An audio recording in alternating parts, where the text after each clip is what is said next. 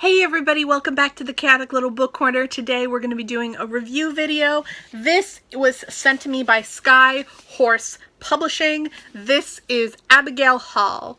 This is creepy. It is fabulously creepy. It is wonderfully creepy. It was so much fun. I adored this book.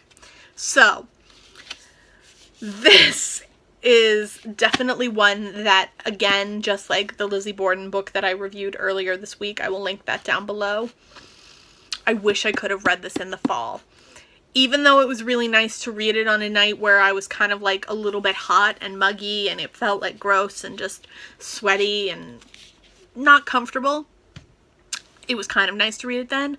But this is really a good, solid fall read. This story takes place during World War II. There are two sisters. Their names are Rebecca and Eliza. Rebecca is the younger sister of the two, and Eliza is doing anything and everything in her power to make Rebecca's life easier.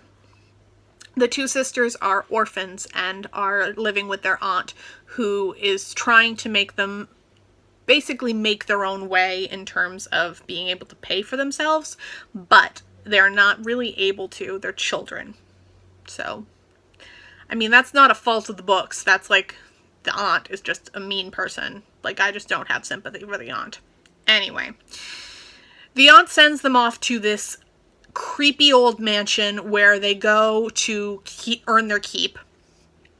And when they arrive there, things start to get weird and creepy and strange, and everything is not as it seems. When you first enter the book, you have a scene and a split second where you see an image of what happens at this home and the burial of a child.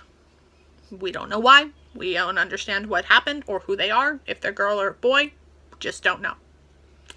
So, I loved how creepy this was, and I went into this with very little information, and I'm so glad that I did. The thing about this book that was so fun is it's got this gothic, eerie, really creepy, haunted feel of a manor, and I love a good haunted house. I think it's awesome. And I really enjoy a good haunted house with creepy characters that make you uncomfortable, especially creepy, like, handmaids and henchmen and things like that. Just so good. So good. I really enjoyed this book, and I think that going into it a little bit blind is not a bad thing. So things start to get a little more strange after Rebecca disappears for no reason, and her sister starts to try and find out what happened and why she has disappeared. And the story goes from there. I really recommend this book to anybody who likes thrillers, but also anybody who likes... I'm not sure if they classify this as YA or literary fiction. I believe they classify it as literary fiction because price point wise for how much this hardcover would be, and they do say fiction in it. I think they classify it as literary fiction. It reads a little YA as far as the pacing goes, but not with tropes and not with like how it immerses in themes. It's just in pacing. It's really quick.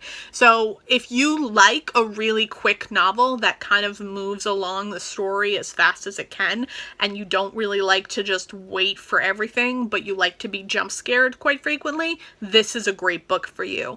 I also think that for somebody who likes literary fiction and who's wanting something that's a little more easy and maybe a little more light and fun, this is really good as well.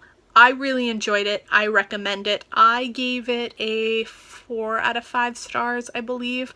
But I definitely think this is a good one to pick up, especially with the holidays of like Halloween and Thanksgiving coming up. We definitely need to pick those up. I know we just got into summer, but I'm already over summer. I've moved on. I'm done. I don't like the heat. I'm not a heat person. I just don't like it. I like cold. I want cold so I can read this again. Ta-da. All right, guys, I will see you in my next video. Thank you again to Skyhorse Publishing. I absolutely adored this book. I cannot wait to work with you guys again, and I will see you all in my next video. Bye.